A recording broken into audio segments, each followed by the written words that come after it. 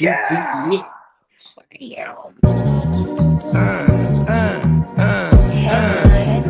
Bam. Yeah, with the shit. Finna call a blitz, make you call it quits. I can execute the plan or improv off script with my brothers from another living color with the skit.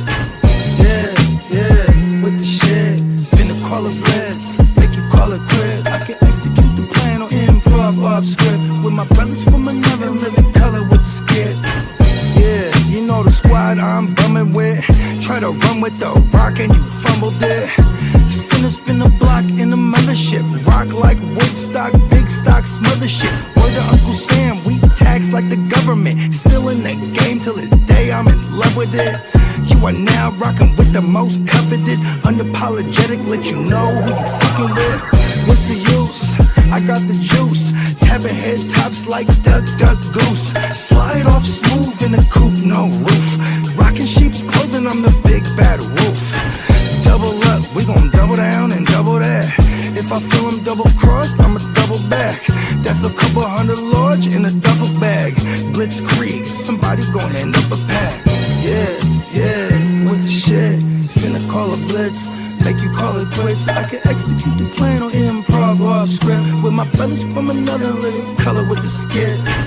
Yeah, with the shit. Finna call a blitz, make you call it quits. I can execute the plan or improv off script with my brothers from another living color with the skit. Yeah, you half steppers can't fuck with this. I'm with the big steppers and we stumping shit. Ice grill, you can feel the momentum shift. Alpha and the Omega, I'm the Genesis, real savage go-getter. Yeah, I'm getting it, school of hard knock. I'm the mascot, flipping shit.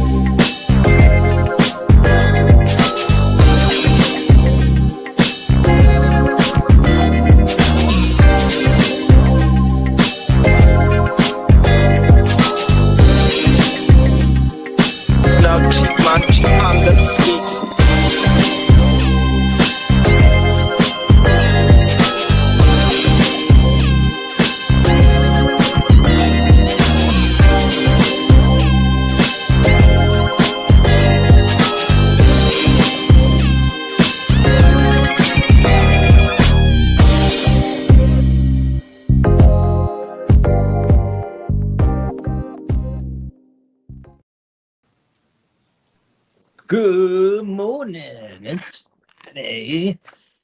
Yes. Woo. Top of the top and happy Friday, everybody. Man, can't wait for this Friday. This Friday couldn't get here quicker.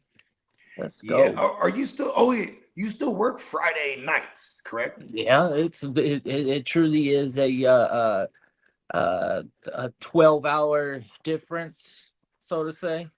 So Yeah. I'm still rocking Thursday night 9:30. You know. Yeah. Oh.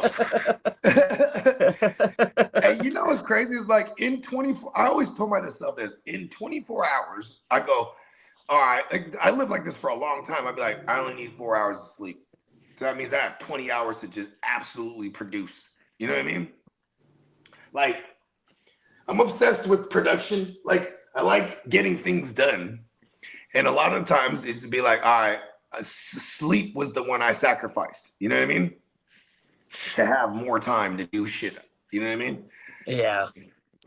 I find my way to take a long, like on my weekends, I'll probably sleep a good 10 to 12 hours straight through the night. Yeah, that sleep debt. Early, I'll fall asleep right around my nap time, and I'll just kill the night, and then wake up before the sun rises. But yeah, because even over the weekends, it'll still be middle of the night, and sometimes I'll get you know what I mean? You will send each other fucking Gnostics versus Christianity, and we're on that hype, right?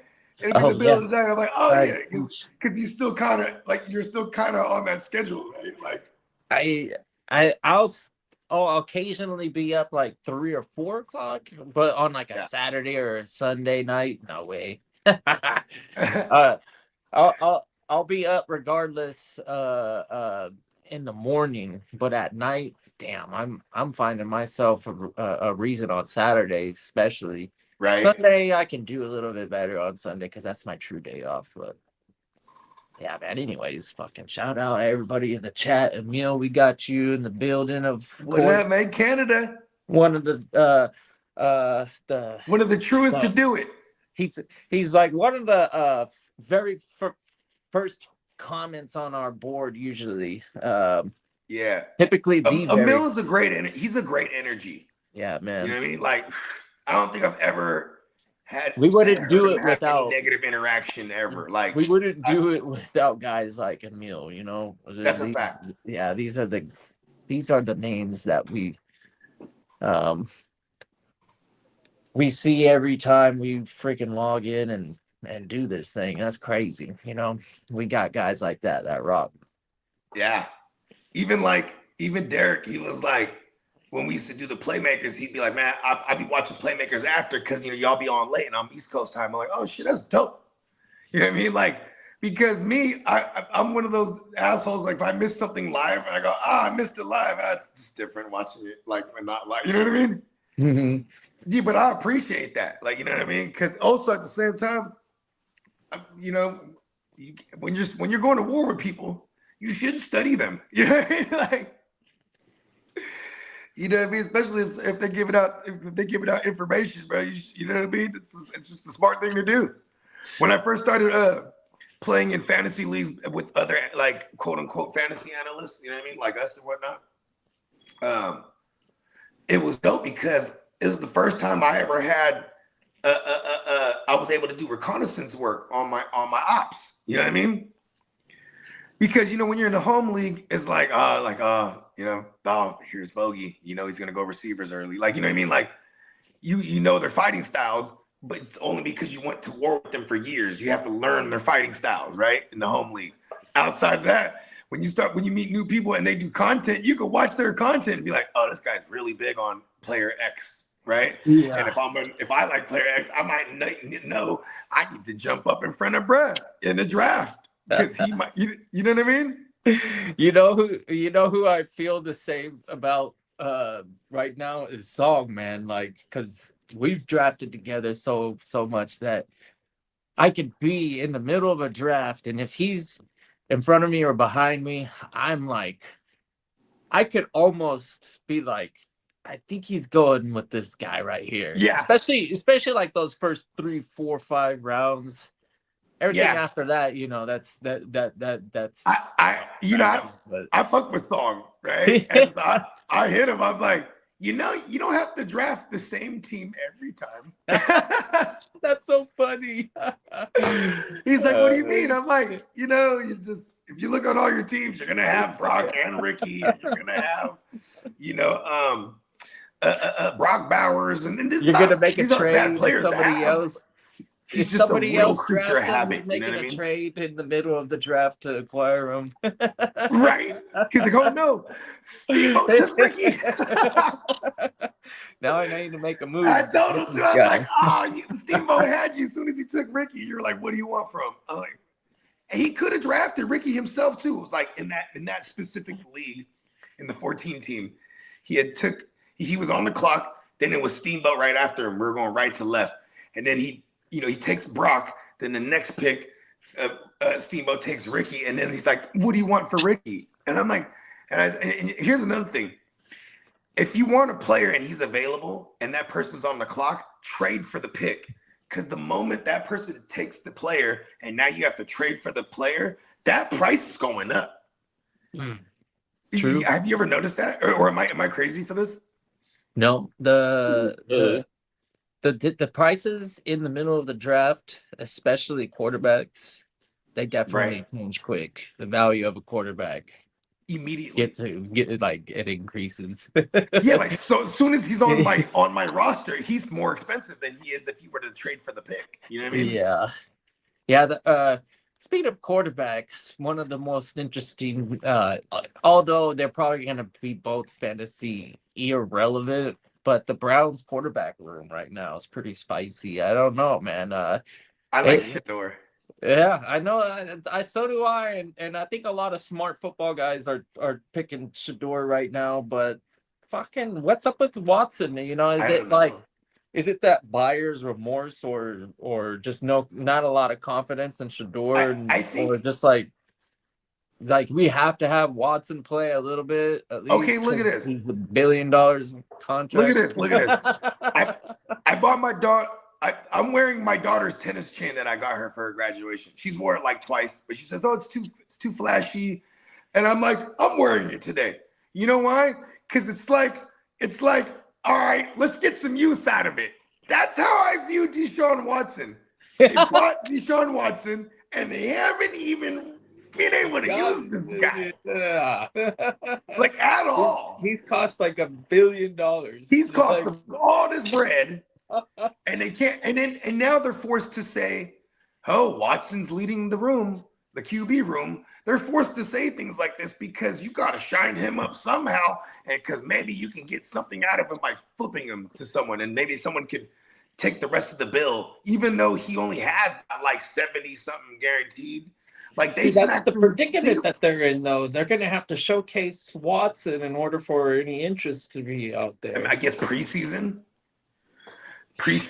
Or how about this? Here's a scenario. You have Kevin Stefanski down there in Atlanta, right? And let's just say Tua and Penix, they're just not handling. Bro, they might. And who's the guy? I mean, Russell Wilson just retired. I'm sure we're expecting teams to view Watson's skill set to be around Russell Wilson quality. Yeah, I would imagine. The Browns might not be able to even move off, even if they commit all the money. Oh no, you know what's even worse, bro? They're like, this guy's a distraction, locker room hazard, or fucking whatever. It gets even worse, bro. He's gonna be viewed. People might even view Justin Fields over him. You know what I mean? Like he's like in worse territory than Justin Fields, in my opinion. Yeah, this is a sketchy situation, but you know, there's a lot of news and a lot of noise about Watson in camp right now, and for my taste, I think it's bad taste. I think Shador should have been looked at as the reasonable QB1 in the room, just to show Watson that he hasn't earned anything. He just got the money, you know, because he played well. You want to know what's really crazy? It's like, it's been so long. It's hella long time ago that we seen Bruh ball out on the field too. Like we haven't seen him ball since he was a Texan for real. And when he was a Texan, and he's never finished, except for the injured years. The years where he played 16 games, nothing less than QB6. He was QB6 or better in fantasy. Like, yeah, he was good. No joke. Yeah, he was no joke for fantasy. He's definitely a QB1. I don't know if he was ever in consideration for like a first round pick, but okay. I want your opinion on this. For Superflex. Let me get your opinion on this, because this is how I feel, right? I can compartmentalize shit. So, for example, Joe Mixon coming out of college, he choked his pregnant girlfriend and while she was pregnant, right? You know, he's a real piece of shit. Once he got to the league, though, I can compartmentalize that because I knew he was a bad motherfucker on the field, right? Josh Jacobs, whatever he's accused of alleged right now, he hasn't been charged for anything. I'm still going to draft Josh Jacobs because he's good, right? But for some reason, I don't want Watson, bro. Like, it might. He's like a real piece of shit. I don't even want him on my team. You know what I mean? Like, it's the fact that he was able to get the fully guaranteed 200. Yeah, and then pay off all these women to be quiet. And we don't know how much he paid them neither. Yeah, there's a lot to it. I think it's the money, His is not the alleged, too. scandal, the like everything. Yeah, it just hasn't been playing football for Yeah, what, hey, look, there's people 4 who get years. into scandals, then there's scandalous people. He's a Yeah, scandalous motherfucker, bro. You know what I mean? it's it's a lot to handle. Shador should have just been announced as the QB1 and then have Watson earn it. I think Todd Monken or whatever his name is that his name? The head coach? Yeah. You know, he was the former OC with the Ravens last few years. Before that, he was in Georgia, Georgia Tech, I think. He took them to the chipper with what's Brad's name? The alcoholic backup to Matthew Stafford. The Wolf? Oh, you're Stetson talking about Bennett? Stetson Bennett, Oh, yeah. So the one. yeah, Todd Monken, he got a cool little resume. He produced an MVP, Lamar. Arguably, he produced 2 years of an MVP Lamar but they gave it to Josh Allen that other year. I think he's gonna view Shador as the guy that he should like invest in, and I think that's also why they ain't naming him the starter. They want to make him earn this shit. And Yeah. I think what's going against Shador so much is just the legacy that he's a part of, bro. You know what I mean? Like they really putting him through. He really dropped in the draft and really ended up with the Browns. Like if it's almost like the football gods are like, I don't care who your dad is. Where did Monken come from? Did he come from a coaching tree? I haven't went down that rabbit hole, but I just know where he's been as of lately. You know, with Baltimore and then Georgia prior to that. Okay. Yeah, and he was Georgia's OC when they went to the chipper. Prior to that, I know he's floated around in the league before. Maybe this is just a noise to create confusion. You know, maybe in the house they know exactly what's happening. So, I mean, the Browns are really confused because they're well, we're not going to win at all. The coach said they're going to get equal playing time throughout the OTAs, and then it was yesterday. I guess maybe that meant off and on, but from what I understood, because I was paying attention a little bit yesterday to the Cleveland camp, and sounded like he was getting all the 11 on 11s, like all. Oh, word! With the first teamers, yeah. Let's go. So we'll see what happens today. Legendary. Yeah, here we go. Maybe they're on the right track and they're just trying to create some noise to confuse everybody, but I don't know. And JD has we did a startup all offense Superflex Dynasty. I got that whole QB room. I was like, fuck it, I'm taking them all, bro. You know, hey, Watson is definitely a name that we remember very well, and we're like, yeah, Watson. Wait, that's hold the fact. on. It's Watson. I remember the last time I saw him, he was booty. I was like, hang him up, walk away. And yeah, when is the last time we saw him? 2024? Yeah, I feel like it's been 4 years since I've seen him play good football. Yeah. He did have one decent game with the Browns. It was like his third game as a starter.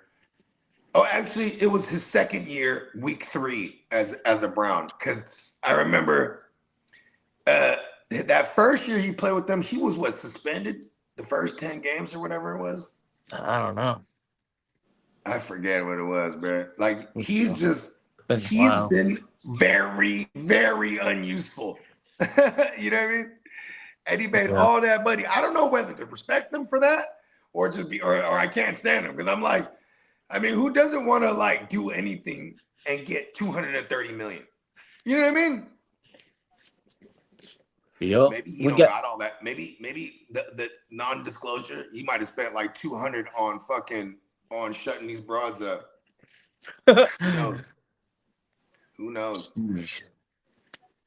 What up, King D? What up, King? Happy Friday. We got Crooked in the building. What's up, Crook? What's up, Crook? Yeah, playmakers. Actually, when the playmakers, this is kind of like we might have something special in store. I don't know if we announced Yeah, him. we got. Well, we can make an announcement. I know Spencer right now. He's in a meeting, so shout out to Spencer Guru. He's making his triumphant return.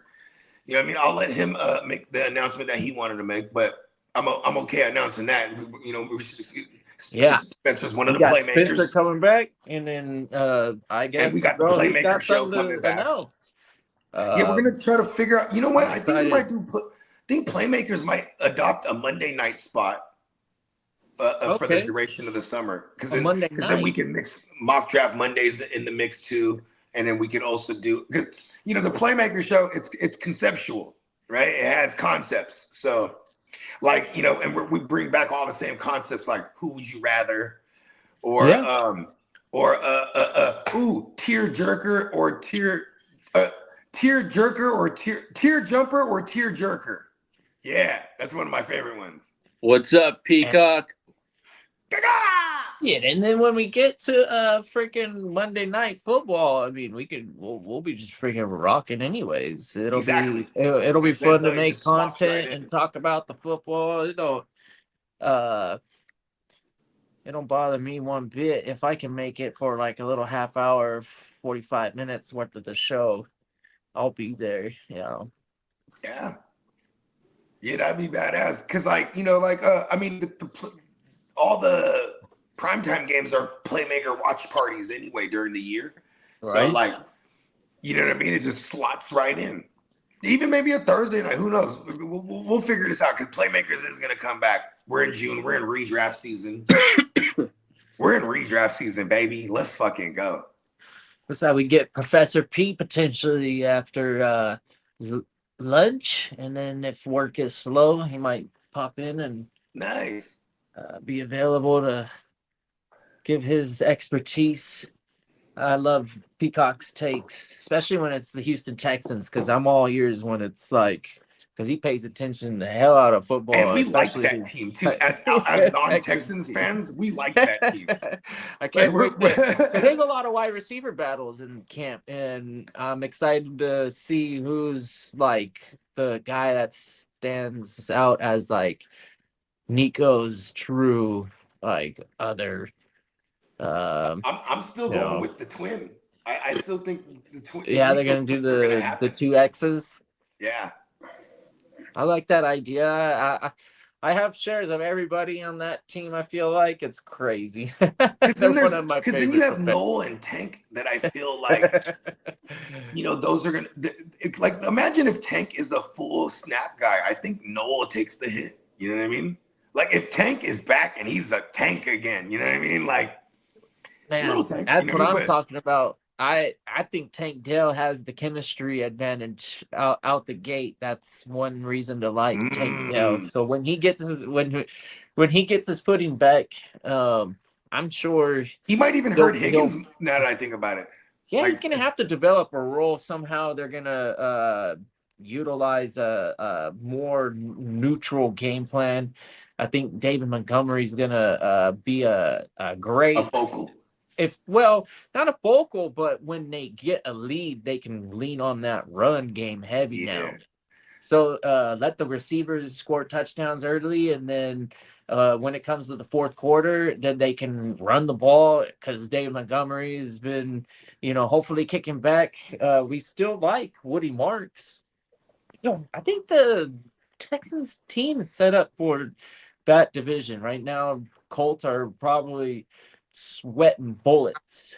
You know how I always make nicknames for players and shit? Back in when we first started doing the podcast, and you know, obviously Monty Burns, we used to call him my other nickname for him. What you remember Chris Benoit, the Rabbit Wolverine? Yeah. I used to call David Montgomery the Rabbit Rhinoceros, because that's how he used to remind me. Like his early running style was just like a fucking rabbit rhinoceros, just freaking. That's the best way I could describe him back then. Now he's got a little more finesse to his run, but like he also still is a fucking nasty like attitude adjuster. You know what I mean? Like he's a true ground and pounder. You know what I mean? That's what that team needed between the tackles. Yeah. Well, you know, hopefully the guard situation is the missing That was the missing piece. Oh, they pulling. These guards is pulling this year. Hopefully, hopefully they they pulling. get that offensive line working at a level to give CJ. Because I want to see CJ earn a nice deal. He didn't get the extension pause or whatever, but that's okay. Motivation. I don't think it's lack of what do we have, that confidence? I think Yeah. we I have mean, confidence he in has the guy. 3 playoff wins under his belt. You know what Yeah, I mean? I think Houston is just using this as a way to negotiate with other big names on the team. And I would imagine too, they're gonna pay him. It's just now this is as far as running a good organization, right? You're like, you know what? Let the kid really earn a bigger bag if he doesn't like the bag that we're gonna give him. You know what I mean? Because they're gonna extend that kid. You know what I mean? Do you want to do the introduction, Bogey? Hey, we got our guy with his triumphant return. Spencer Guru and the Guru Nation. Yeah. Woo! Let's go.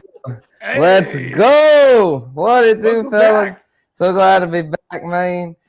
Yeah, So, ready Spencer, to rock, man. Yeah, You for ain't never sure, for left. sure. Appreciate you, Cardinals. Bogey. Kitteh, ears to the streets.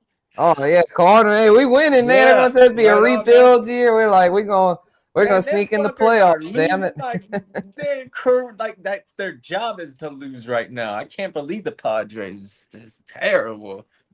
They on a What Nah, I happened? hear They from fell Papa off this Man, year? it's been a Bad crazy about year. his Cardinals. bad At least stretch you are there. the San Francisco Giants. Sorry, Steve, but the Giants are really dumb bad this year. Trash. Yeah. Hey, look, you Oh, ain't seen me shoot. rock But the yeah, I'm Giants hat in excited 2 minutes either. Don't to worry jump about on here and yeah. Okay, let's You get know to the what? chat real quick. Yeah, What well, do we got? you're smart for that because they've been taking a lot of L's. We got Crooked here. He's talking about his Bears board of directors voted to advance the stadium development in Hammond. And apparently there's still a lot of work to be done. Always, I hate development. And then this is the first time they made a vote like that. So they're trying to yeah, keep it in Chicago.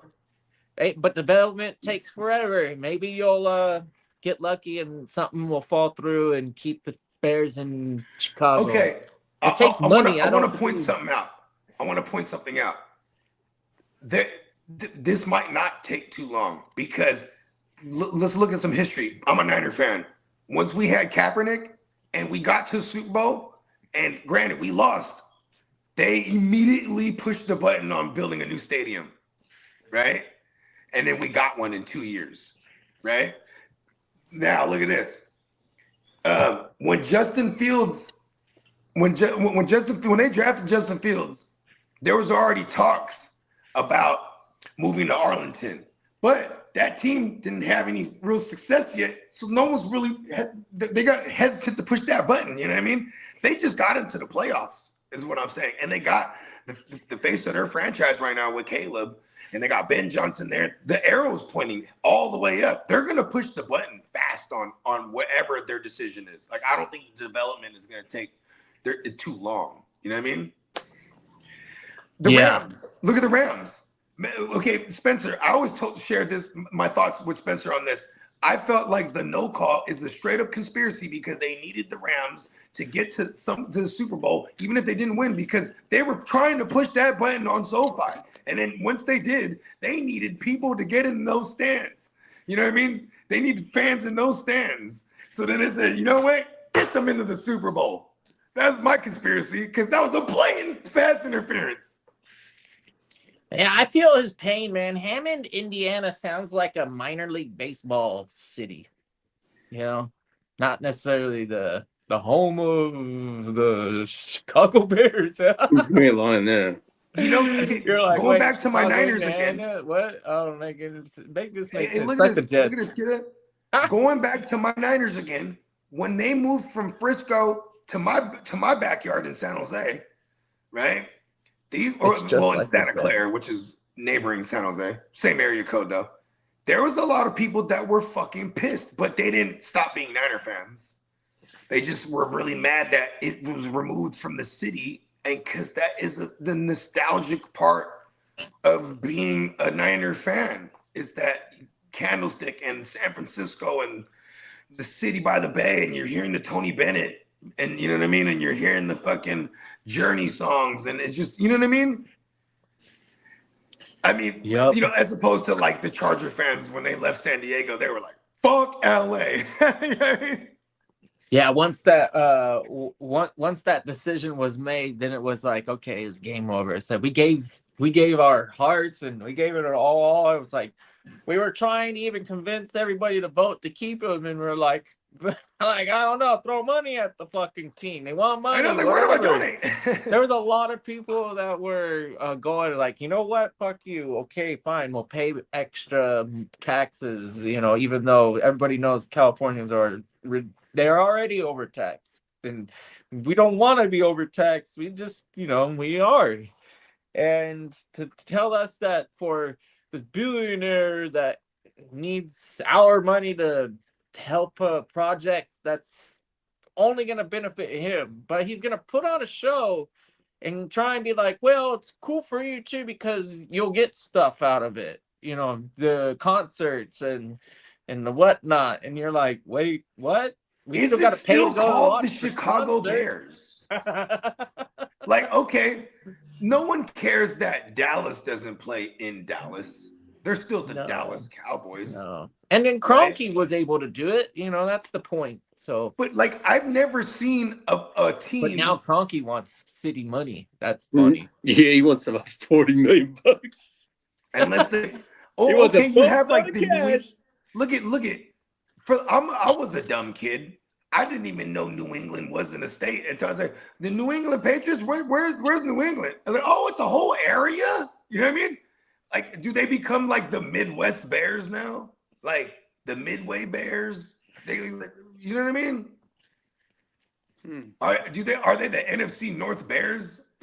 Like, remember we had the Washington football team?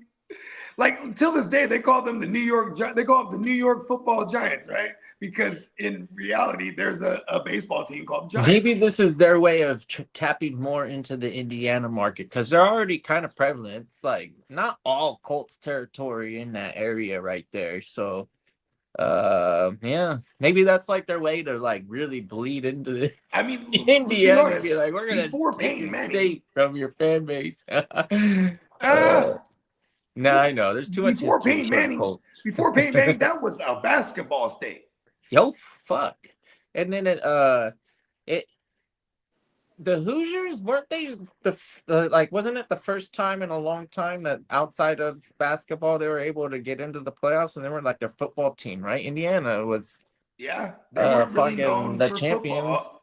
They were known for the Pacers. They were their like up until the NIL, right? Like they really weren't even a football squad. So I would argue they're more known for Mike Epps these days than they even are for football. I mean, okay, look at this. I want to go highlight what you just said. You said maybe they're moving there to Indy because they want to. There's an open market there, right? It's not far from Chicago. From Chicago it's a straight shot on the 41 to get to this, but the 41. It's not. It's about an hour out from the city to get into. Then you're entering. Now you're entering into Indy. You know what I mean? Shout out to our guy Sweetness. He used to drive that route all the time for work. You know what I mean? And he said, I asked him, like, oh shit, you be state to state with it. He's like, yeah, it's only about an hour. I was like, oh, okay. Yeah. Because I'm sucked geographically, right? Anyways, look at this. Remember when they wanted to move the teams to LA? They're like, we need to bring football back to LA. Then you realize it's like having the Knicks there when the Knicks were bad. When the Knicks were bad, they sell out every game, though, because whoever they're playing in New York got fans of that team, that away team. You know what I mean? Now the Knicks are good. So now you have all the New York fans now, right? But you look at the Rams and the Chargers. When they got there, you had to kind of bring fan bases back. You know what I mean? Or build fan bases that didn't already follow them. You know what I mean? Like because at the end of the day, it was like, oh, this is a wide open market. Then you realize, shit, LA is such a basketball like fan base for real. You know what I mean? Like The Dodgers are and reigning baseball, supreme, yes, and the Dodgers. and then it's the Dodgers and Lakers, and then everything else is secondary. Raiders is up there though. Yeah, and they don't even play there. See that? Yeah.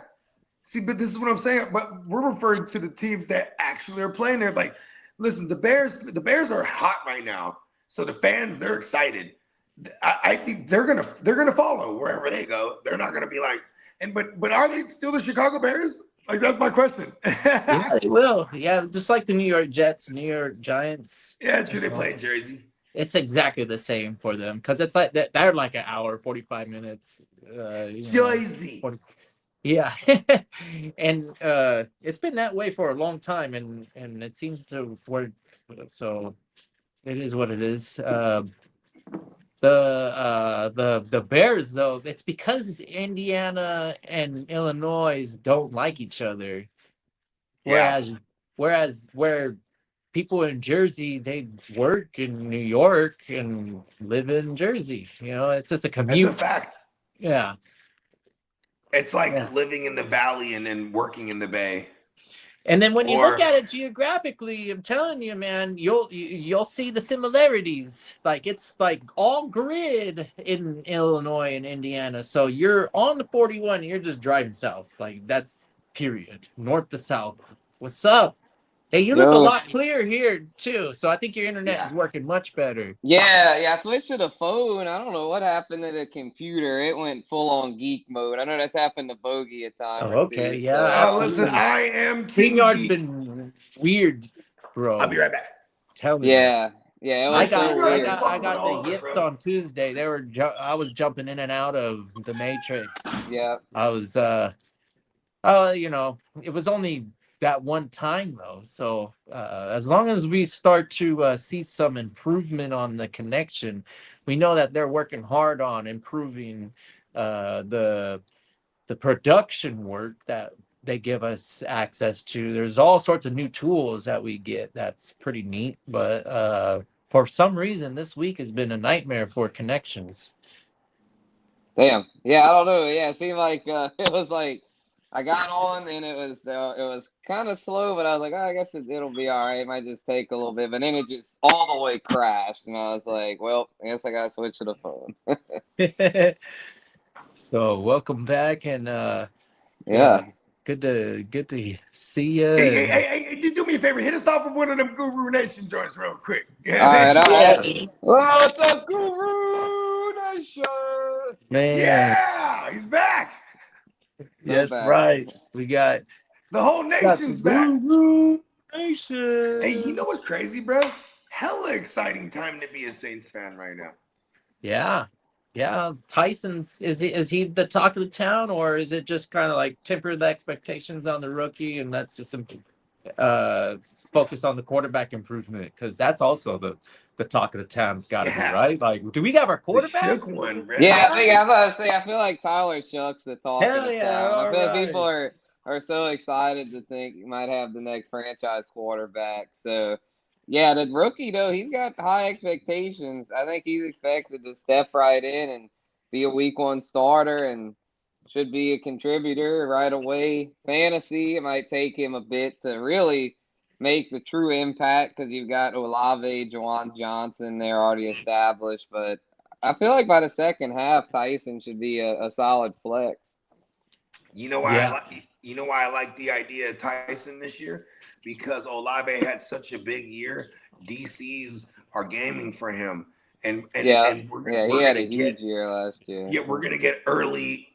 I feel like we're gonna get early big production out of Tyson because he's gonna get like lesser coverage all the time. You know what I mean? Were we passing the ball more than 45 times on average? It was I think it's there, possible, bro. but Kellen Moore. I don't know about over. The ball, and they paid Travis Etienne, as he now wants to say it, since he moved back home. Obviously, Is it French? Yeah, Cajun French. Yeah, Asian.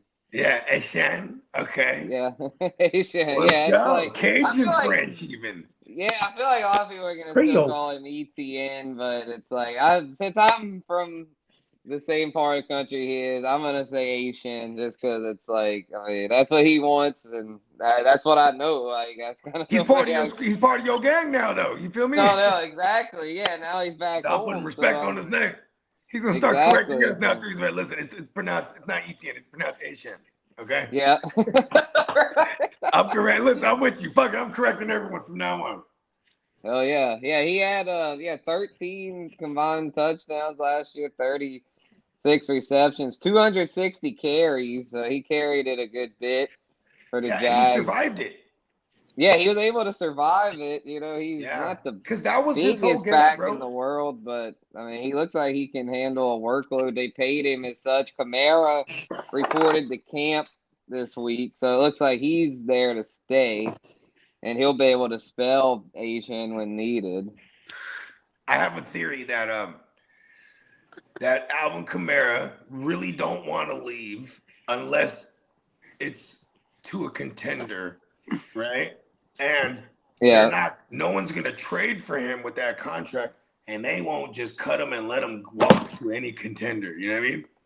Mm-hmm. And here, to further my theory, look at what Alvin Kamara does every year. He has a high level of production until you guys are mathematically eliminated, and he goes, "Oh, my leg or knee, whatever it is, I'm hurt." You know what I mean?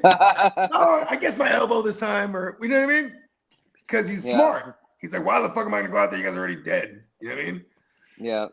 So say we get to the point before the trade deadline, and you guys are in the mix, bro. He's not going nowhere. He's like, do not trade me. You know what I mean? Because that's what he want to do. I think that's what he want to do. He want to be a part of something that, I mean, especially in that division where you only need like 9 or 10 wins for real. You know what I mean? Mm-hmm. Another thing with him is that he's also comfortable with the Saints organization. He's been with them for a decade, so I think he would prefer to just stay. Oh, this is season 10. This is season 10. Yeah, I think he would prefer to just stay in familiar territory because if you leave, you're gonna have to learn a whole new playbook. Unless it's Sean Payton. Mm-hmm. Yeah. But Denver, though, they've got backs like crazy. I mean, they drafted it sounds like something Sean Payton would do. Was it Jonah Coleman? And then they still have McLaughlin and Beatty as backups. And, of course, Dobbins they brought back. And R.J. Harvey they drafted last year. But, yeah, that'd be crazy. Like, it's not enough. That crazy asshole Sean Payton, yeah. They would then have to, they'd have to probably then cut McLaughlin and Beatty at that point. That'd be crazy. Which they would sign with another organization that same day. They're good players. Quick. Yeah, one of them's going to get cut. Yeah. Yeah, for sure it's going to be Batty at minimum, but I can see both of them getting cut because then, you know what I mean, having the three. Except for there's three and a fullback. Sean Payton tends like to keep a fullback. Yeah. Is Batty a special teamer too? Like that also is a big I'd say we'll keep this guy. McLaughlin, so there was like 4th running backs and 5th and 6th receivers. It comes down to can they contribute on special teams. I think it would be McLaughlin that they would keep because he's been utilized in the return game too. The return game too. That's an asset, but shoot, like him and Mims. Marvin Mims and then R.J. Harvey can do it, but it looks like with Marvin Mims, you've got your primary kick and punt returner with him, so it's probably just going to come down to who's the better running back, unless they only keep 3, because they have the former Saints fullback, they still have him on the team, Adam Prentice. Okay, so let me ask you a question. To keep 3 backs. Okay, so let's live in this world where we do have Kamara still, and we're going into the year. And it's Kamara and Etienne. Oh, excuse me, Etienne, right? Etienne. So, how does this play out? How do you see this playing out as far as usage goes for us in fantasy? Obviously, Etienne is paid to be the work guy. Here, let me specify this. What is Alvin Kamara to us? Is he a flex? Is he a RB3? Like, what is he?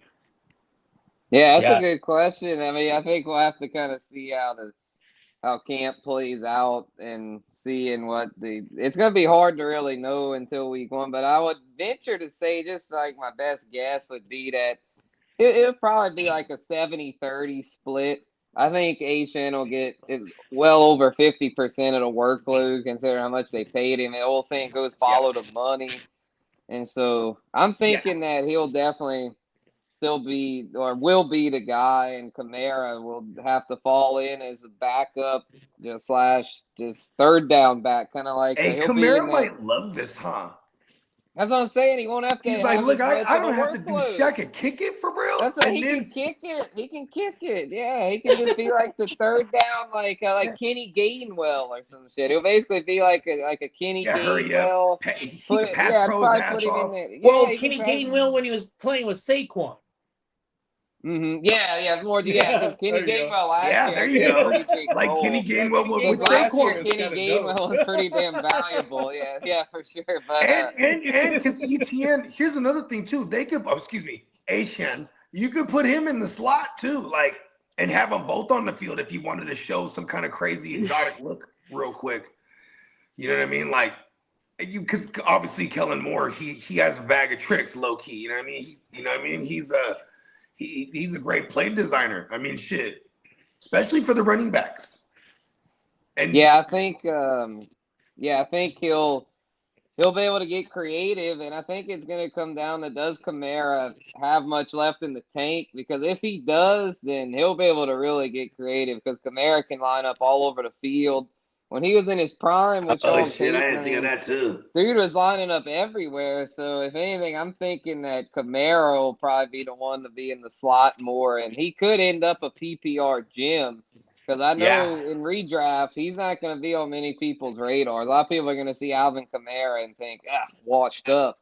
Since they signed That's how you can get him at a value. On the outside, from the outside looking in, when you put it into that perspective, as the eyes have told me, that would be terrible, because he doesn't create separation. You create separation by letting a play develop, and as a runner you can do that. As a receiver of his capability, he's not going to break out and get open. He's going to be like, oh, I'm standing right here, you're going to throw me the ball or not? Like more like a safety valve, like just for dump offs. I don't know. So I don't know if he's running a route like that. I think the ability for him to be a patient runner, as long as he's healthy, and then find a hole, and then if he has any burst, it's going to be a one cut burst, and let's have a hole open up, one cut burst, get a big play,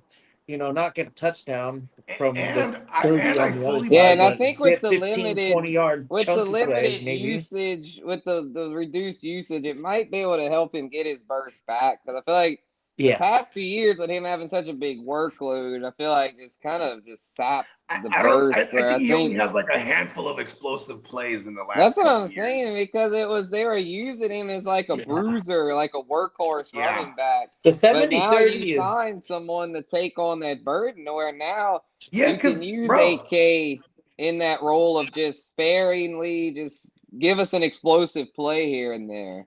Hey, look at this, bro. I just realized this. He didn't start carrying an entire workload for real and become an actual true bell cow fantasy-wise, right? Like all the run game and all the passing work, until they had Jameis Winston as a starter. Remember, that was that first year.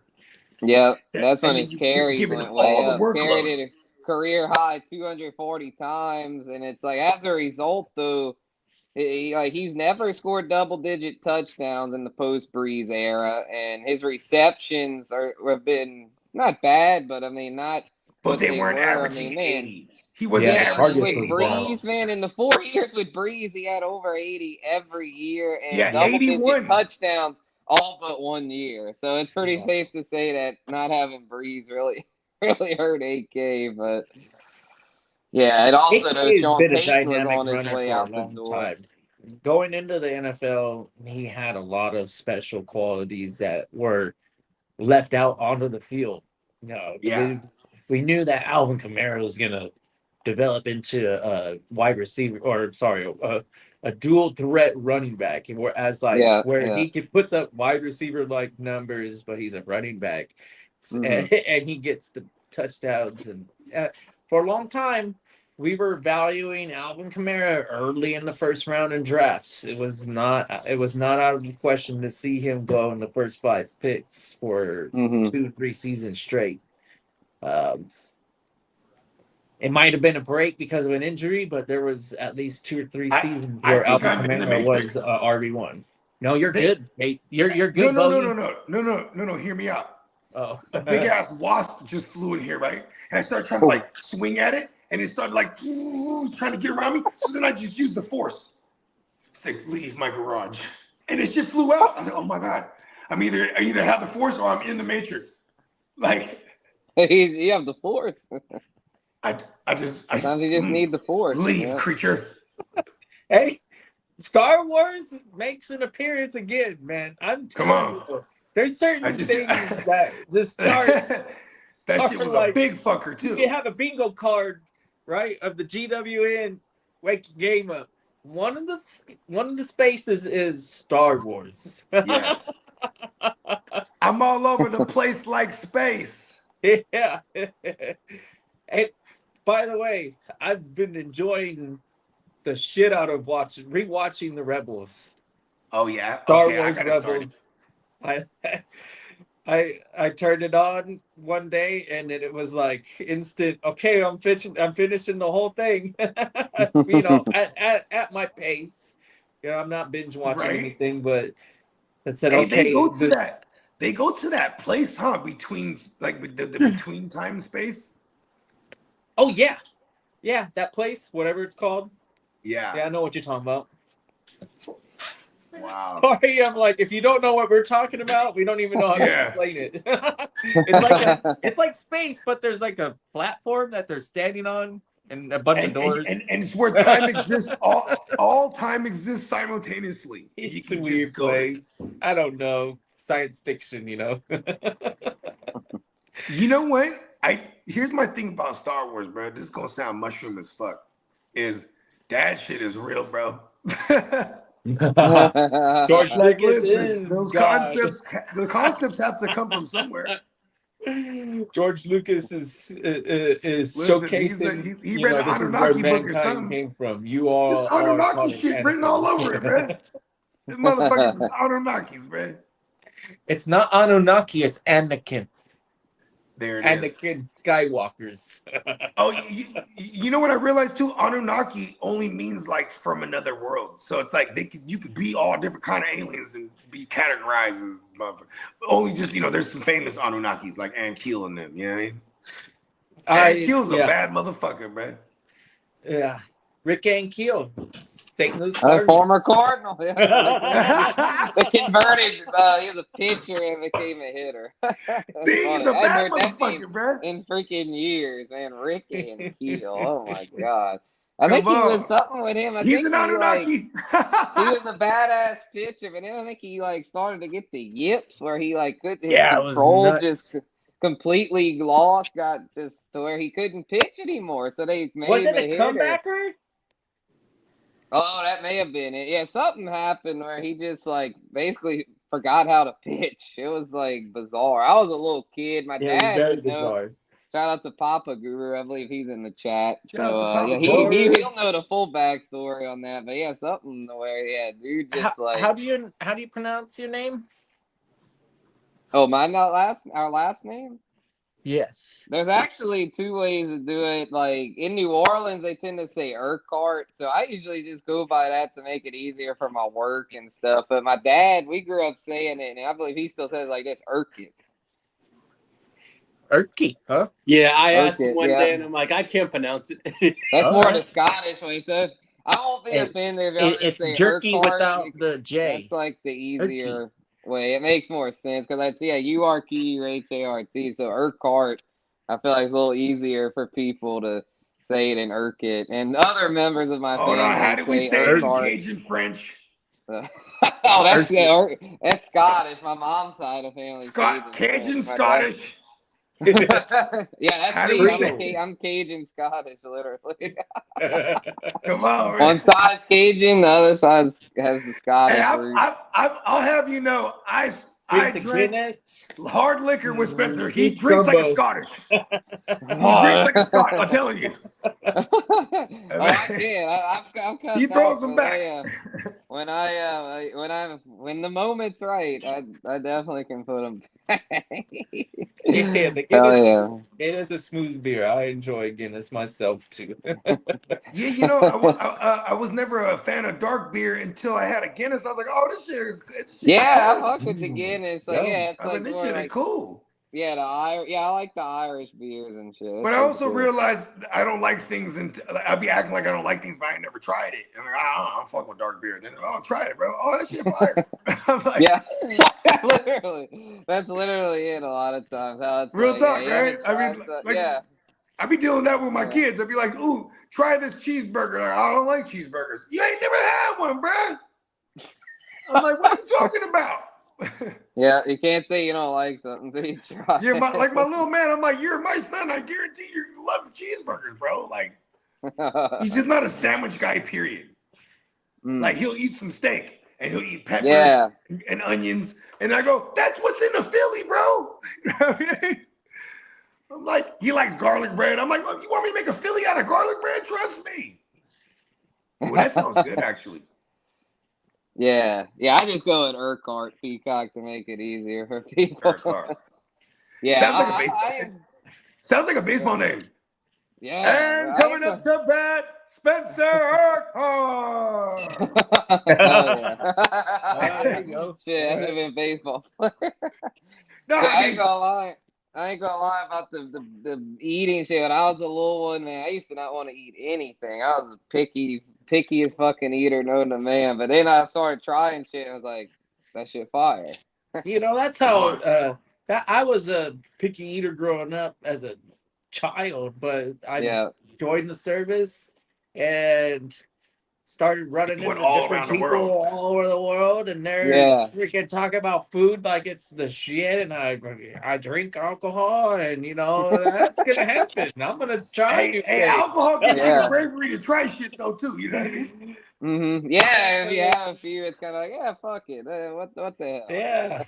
There you go. It's usually the culprit, right? Everybody street food. Yeah, you're just like out. Get some hunger in them, and then somebody says, food, you know what I want? And you're like, what? All right, let's do it. I just need food. I just need something. Okay. Yeah, I just need something. Yes. Hey, remember when we were walking up out of that Giants game, Spencer, and then they had all the dudes with the bacon wrap hot dogs going? Bro, oh yeah. Anytime we're in Mexico, like that was the first time I was ever introduced to bacon wrap hot dogs. Anytime we was partying in Tijuana for real, because then it was only $1 for a hot dog, so I was sit there and smack out like 20 of these motherfuckers. You know what I mean? Like Joey Chest. Fire, man. You're gonna have some heartburn tonight. Come on, hey, young bogey. See, here's the thing. Shout out to my man Prime. Because, you know what I'm saying, we're Filipinos, bro, you know what I'm saying? We'll have spicy vinegar on the side of everything. And I feel like that's why we got like cast iron stomachs, because it's just like, you know what I mean? But everything is vinegar based. You feel me? Okay. Yeah. Vinegar is an acid, and it's going to clean up any of the it's also preservative in your body. Yeah. It'll also like when you cook dishes with vinegar, and you can have that motherfucker on the stove, you know what I mean, like just like for a day. Yeah, I mean vinegar is an alternative. You know, I've heard acetone clean and shit. You know, listen, on God, my older sister cleans her counter. She has ceramic countertops. She still uses a vinegar water spray mix. Yeah, see, it cleans. It's a clean. It like it'll get up that grime and make things nice. And what's another thing? Citric acid. So another natural acid that can. I mean, shit, glue gun. Glue gun is basically made of like concentrated inside acid. of your kettle.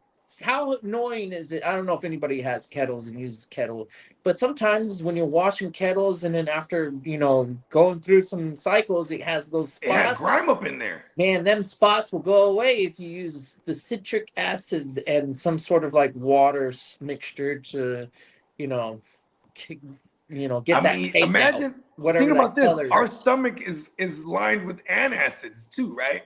Like that our shit bodies burn are, through anything. But but I guess help me out here. You're a scientist. I am a doctor, but you're a scientist. Like our stomach is lined with something that prevents the antacids from burning through it, because antacids will burn up everything, man. There's a certain level, so it's a spectrum, right? And there's a certain acidity that will damage our insides, and anything that we're talking, like citric acid, for example, is what you get out of a sour candy, that white powder. Yeah, that shit is what I'm talking about. Like when you add it to water and then you allow it to do its whatever, metals in particular, it will clean them, and then you won't get those spots.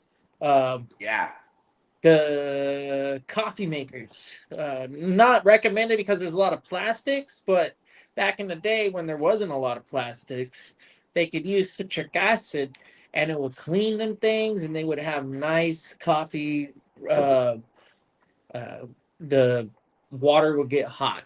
That's what happens. That's why you descale, because the metal that heats the water, it starts to get some sort of corrosion, we'll call it, and it's not, and it'll block the ability to heat the water, and you won't get hot water, and you won't get, the machine won't function. Is that okay? Look, I remember we lived in this apartment complex for a long time, and like I would boil the water, and then we're just cooking shit. I'm boiling the water, and then I started realizing, oh shit, I gotta use drinking water to even boil our shit, because the tap water that we were boiling, it would build up like this filament on the bottom of the pot. Scale.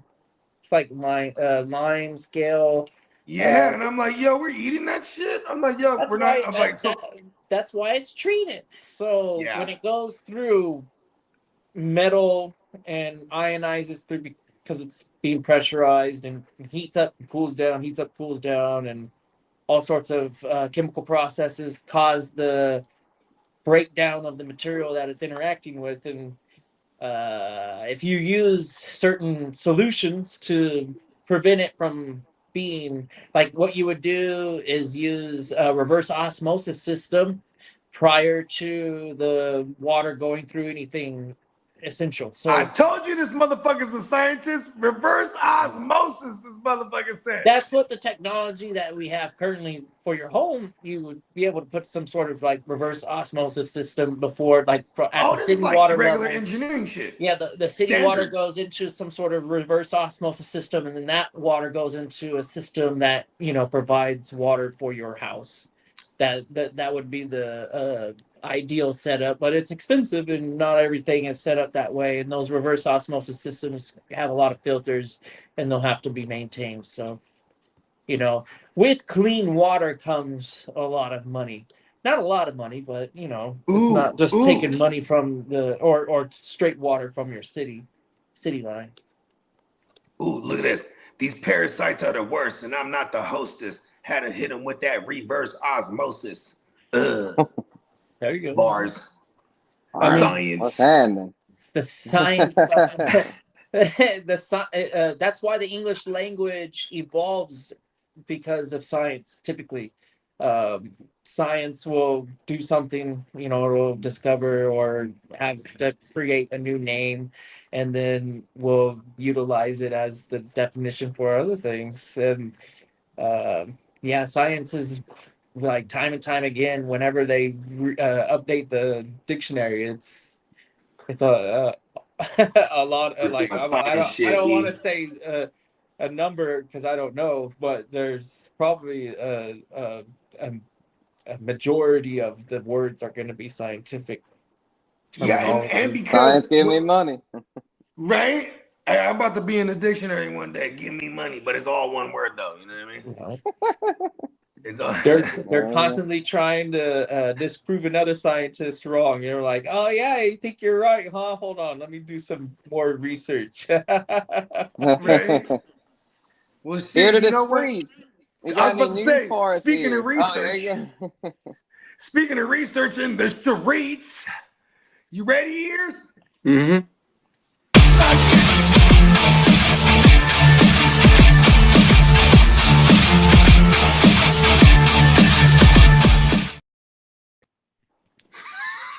Are we in the streets or not? I'm in the streets. There he is. Are we in the streets or are we in the gutter? Listen, I'm bro. I always in the came streets. Are from you the talking gutter. I'm shit never about my going Jets back. again? I ain't talking shit about your junk. Hey, I came from the gutter, bro. I'm never going back. What up, Spencer? Ears. What's up? The year, baby. I know. I get every morning. I start the day off. If it's not, it's always Papa Gru's phone call. It's always about baseball. Come on. Shout out to Papa Papa Guru loves his baseball. That's Co-managers. I call him first place Papa Guru. Come on, man. He was so worried about that guy with all the pictures. I was like, Jesus Christ. He was so mad about that. Yeah, that was a crazy team. He was really upset too. He If called I'm me. not He's like, mistaken, "Bogey." he only had like one batter, one or two batters. Yeah, just one or two batters. Wow. Your pops hit me. He was like, Bogey, I know you don't play the fantasy baseball, but there's a guy, and he got all the pitches. And I'm like, oh, okay, so what's that like equivalent to? He's like, imagine you was like in the Superflex, and there's a guy, he has 9 QBs, Bogey. And I'm like, oh, that'd be fucking annoying. You know what I mean? You can start more than, 2 pitchers. You should be able to start how many? It's funny. Some days this guy will have freaking 11 of them going, and you're like, oh, shit. There you go. Shout out to Papa Goo, man. You just got to fight fire with fire. That's what I told him. Hey, I let him on the show, man. He's doing a hell of a job. I ain't saying. Yeah, no, it seems like he's done well with it. So yeah, shout out to him. He got us in first place. I ain't saying shit. If it's not broke, go fix it. Fantasy football. I'm sorry, baseball. Broke fantasy baseball. He said, you know what? Fuck y'all. I'm doing it my way. Yeah. Well, because here's the thing. I do admire about Papa Goo. It's like, he does like to go to war, but he'll immediately be like, I want to do it like this. So join my league over here. I'm like, listen, Pops, we're already full at war over here. I know, but it just tell everybody, get the guys together. We're going to war over we here. play IDP, Papa Guru. You got to get on board with the IDP. Yeah. He likes the playoff leagues because you know what, though, too? It's more concentrated player pools. But this is what I told him, too. I said, if you like fantasy baseball, you'll love IDP. It expands it, just like baseball. Like baseball has baseball. I think it makes watching football a lot more entertaining too, because both sides of the ball is points now for every play. Every play. Somebody's eating every play, right? Yeah. And you hope it's not your opponent. How many points was that tackle? You hope it's not your opponent. Every time I see caught the ball. I'm like, yeah, just sack. Oh no, does he have him? 17 yards, and it was for a first down. And oh, by the way, he went over 100 yards now, and it was his 10th catch. Wow, PPR gold. Right. Because on paper, that was just a target market share. He had all the chunky stuff. 10 targets and 100 yards, though. That's a lot of catches to get to 100. It sounds like my man Chris Godwin. And man, it sounds like my man Wandale. Wandale for sure. He's got Wandale. It sounds like Pete Keenan Allen. Remember Pete Keenan Allen was the shit. Yeah, making some noise over there. Like second half of his career, Larry Fitzgerald. That guy needs AARP right now. That's Keenan Allen. Well, here's the thing: they fucked around and moved. Bruce Arians is just a genius. He goes, Look here, Jack, because he calls everybody Jack, right? Look here, Jack. Larry Legend, we're going to go ahead and move you into the slot and so we could extend your career. These are the exact words he said. I'm not even just making this up. Like, he told him, and it worked. Larry was like, I'm with it. Let's do it. The shit worked. Yeah, I mean, he was catching. He had 3 straight years from age 32 to 34. He caught over 100 passes. Insane. I know, over 1,000 yards every year. Like, just that was when Carson it was a Palmer resurgence. was the fucking ball. Carson Palmer was the truth. Yeah. Yes, I remember with the Bengals throwing the Ocho Cinco when I was a little kid, and he suffered like a brutal injury, and people thought he was done. He went to the Raiders, didn't do anything over there, and then he went to Arizona, and then Bruce Arians. Well, he went to the Raiders first and did shit too. That's what I'm saying. He did nothing. Like, if it wasn't for Bruce Arians, he may have just ended up like the Bengals and nothing Here's else. the thing: you got to look at Bruce Arians' history. Bruce Arians, his career everywhere ended he up goes, pretty solid. Yeah, everywhere Bruce Arians goes, that QB is slinging it. I mean, go back to Big Ben Rapisberger with Bruce Arians. Go back to young Andrew Luck with Bruce Arians. Yep, Tom Brady with Bruce. famous Jameis, and the Magic Man, Ryan Fitzmagic. Both of them. That year in 2018, he was bouncing back and forth from Winston and Fitzmagic.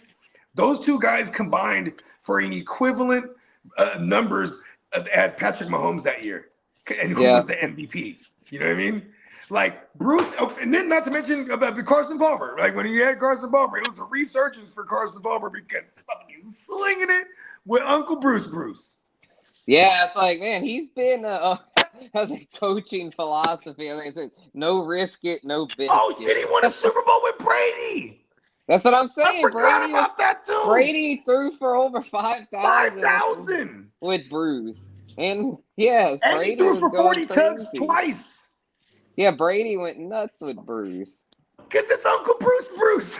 That's what I'm saying. Yeah, 2 straight years of a 40 tug.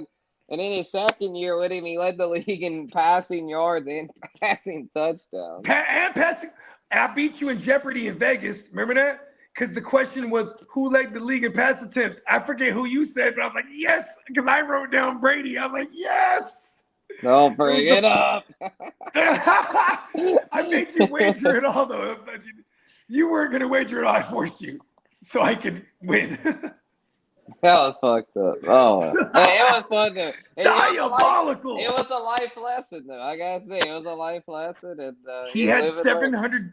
He had 700 something pass attempts that year with Bruce Arians. That was insane, bro. Insane. I don't know who the hell was I think you said Drew Justin Brees? Herbert because Herbert had like 650 or something like that. You know what I mean? Okay, well at least I wasn't too far. Yeah, at least I didn't say like Breeze or something, because Breeze at that point. No, Breeze was retired. Yeah, he was already retired. Yeah, whatever. But, it's like I will say this though. It's like Brady. His last year, man, he really fell off a cliff because he led it in pass attempts that year too, but he didn't put up nearly the numbers that he did in 21. I think that's why he retired, because he said it. He stuck to his word. When I suck, I retire. And I feel like in the second half of 22, he sucked. So it was like he was like, "Oh, I'm done. I'm out of here." You know what else sucked too? Their defense. Yeah, I think though even with that they still that last year their defense hella because fell the off. NFC South was hella terrible. So like they still made the playoffs even though they went 8-9. And they lost to the Cowboys. That's how bad they were. They got absolutely rocked by the Cowboys. I remember that. They just got their ass beat. He threw a pick six in that game too. Yep. Yeah, that's just like I actually had 31. Okay, no, never mind. Yeah, the Bucks they made a little bit of a comeback in that one, but Dallas, though, like, it was overall an ass whooping. I mean, it was 31-6 in the fourth quarter, so. Damn. So there's a lot of garbage time. Yeah, it was a lot of garbage time, because, like, Dalton Schultz, Dak. I do remember them. I do remember them sitting their starters, like, mid-fourth quarter.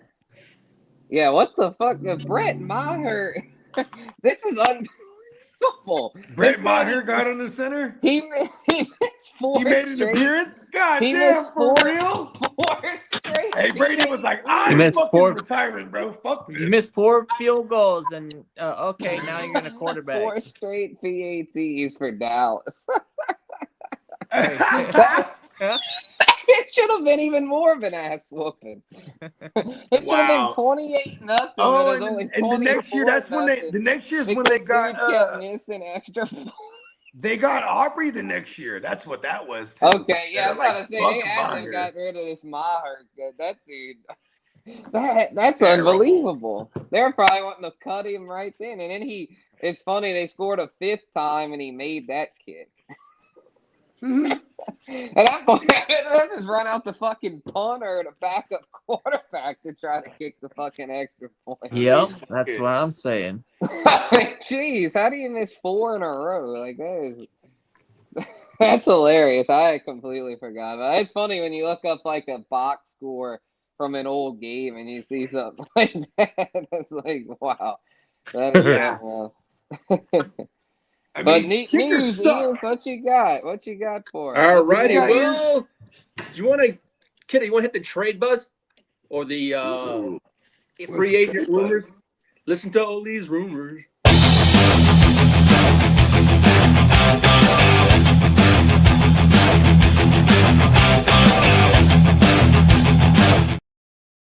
I'm sorry, you said free agency or rumors, Either so or, I said it's free all agency. good. The Patriots' Keyshawn Pote reportedly wants to be traded now that A.J. Brown is on board. Okay, let's roll because this he's back. such a threat. Well, because so we can get this straight, that was not a free agent anything there. Keyshawn Pote. We got it right. Yeah, but He's there's in the not too streets. much free agency right now. I feel like No. the June 1st kind of Yeah. dust got Free settled agency there, especially consists with of like Stephon Diggs right Patriots, now. and then that freaking Myles Garrett trade was crazy. And then Stephon Diggs, Oh! There you Tyreek go. Hill, Keenan Allen. That's There's some about free it. agents It's out basically there. Stephon just Diggs. Like, Yeah. Diggs A lot of- is like the prominent one. Diggs is actually Yeah. someone that could still have fantasy Yeah, I think value. Diggs is going to end up in Washington. He's like trying to force his way there. Washington Okay, yeah, or the because, like, Ravens are the team. Two teams, yeah. Brandon Ayuk situation's not looking too good. He was the one that everyone had said was going to Washington, but now that didn't he get arrested recently? He had a warrant out for He has a warrant, so I think he's That's going to a- turn himself in. Or he, Yeah, if not, bro, I I'm think just he already did that. That dude is really just his stock. kind is of a completely stupid fuck. tanked. Yeah, it sounds like he's just very just doesn't He think has this thing very well, called, unfortunately. I think it's called, I think Talented, but just made a he lot calls of bad this shit the choices. big brand or something like that. It's like God. the big brand. That's like his like mantra or whatever. Like he's the clothing brand and all. It's called like the big brand. Or so I'm probably slaughtering it. Either way, I sent the video not too long ago. Or JD showed us this video where he got the tennis chains on, or he got his tennis chains made, and he got his little medallion, a little pendant of the big brand logo thing. And he's like, yeah, big, brand yourself, right? He's like saying that shit, right? Because his name's Brandon too, so I think there's like a play on the word. But I'm like, yo, this is not good for your brand, bro. You know what I mean? Everything you're doing, this is not good for your brand, bro. Yeah. Well, with all those rumors about Mac Jones in the offseason, he not going anywhere. They're not going to trade him. Fuck No. And the Jets, they were probably in position to make a move to get him, but they obviously wanted to test the youngster pool, we'll call it. But, Mac Jones, I think he should be a starter. I don't think there's like whatever Miami has, not better than Mac Jones. I think he'll be awesome as the Minnesota Vikings starter Mac next Jones year. might be a better quarterback than Geno Smith. I mean, that's my opinion. I'm with you. Yeah, for sure. I just think all it takes, though, if you're the 49ers, obviously you tell the media he's off limits, you're not trading him. But all it takes, Yeah, in my opinion, not for anything less than a first. my for humble sure. opinion. Shout out to Oh Peacock. shit! I forgot about the humble opinion. Yeah, I need to bring that segment back. Yeah, That we're was a gonna bring good it one. back. Peacock made the little drop for it and everything. But Come anyway, on. my humble opinion, if a team, all it takes is one injury. One team with a prominent quarterback to lose that down. quarterback, they're going to come knocking on the 49ers door to try to get Mac Jones. And I feel like Mac Jones, you can make a case, is the best available QB2 because, yeah, he should be a starter. He's a top 32 QB in the NFL, in my humble opinion. So, to me, if someone like, I don't know, say Dallas, Dak, I don't know. Sorry, Derek. It's a hypothetical. I'm not trying to speak a Dak injury into existence. But in the event that something like that would happen to a prominent QB, I could see a Dallas, especially if they're still, if it happens early in the season and they're off to like a 3-0 start or something, I could see them offering the 49ers enough to be like, all right, deal. I could also say this too. It's like, if say that happens later in the year, right? And then that team has a winning record, but not, their quarterback goes down, they're like, oh, we need Mac Jones. If the Niners are in good position, we're not moving him. You know what I mean? Because if we're ever winning, because you got to remember Shanahan. I'm a Sagittarius, so this is why I feel like I understand Shanahan, because he's a Sag also. It's like we get PTSD off of things, bro. You know what I mean? Like look at, we need our run game intact. You know what I'm saying? So we're just gonna stay heavy with running backs on hand. Look at all our receivers died last year. So we just went and grabbed every fucking receiver as possible we could. You know what I mean? Keep that room thick. You know what I mean? Hey, look, Brock, he keep lightweight dying on us, bro. We're like, we don't want to trade Mac away. Like if we're not in position though, and we're not at a winning record, we're gonna move him to a QB needy team for sure. Mm-hmm. Yeah, facts. Well, the 49ers are in on Jadeveon Clowney, and they're also linked to Debo and Joey Bosa. Just Oh, listen, Debo that's what we gotta reunion. do. Okay. Give me Debo, give me Joey Bosa, give me Jadeveon Clowney, trade for Max Crosby, all of it. Give me all of it. Trade for Brian Thomas Jr. somehow. Yeah. All of Kick it.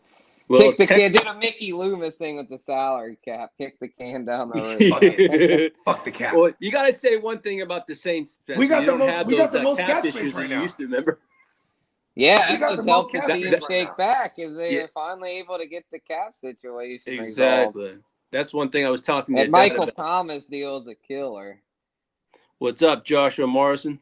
And the Derek Carr was a poof. What don't up, get me Josh? started on that one. What up, Josh? Yeah, BTJ ain't going anywhere. Yep. Yeah, I know. Yeah. I'm just, a man can dream. Yes.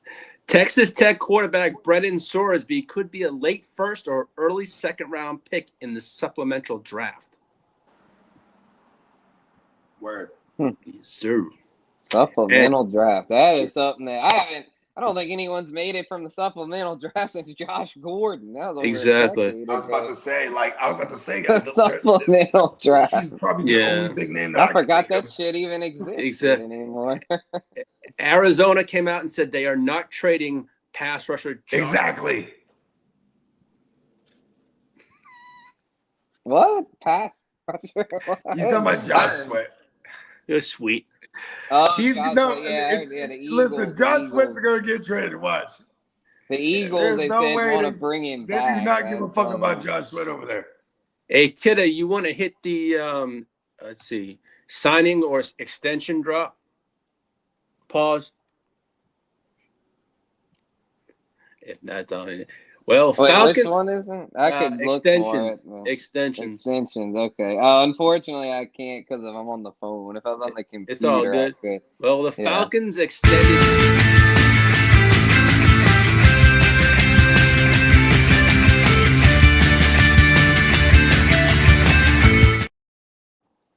Well, the Falcons extended Drake London 4 years, $141 million.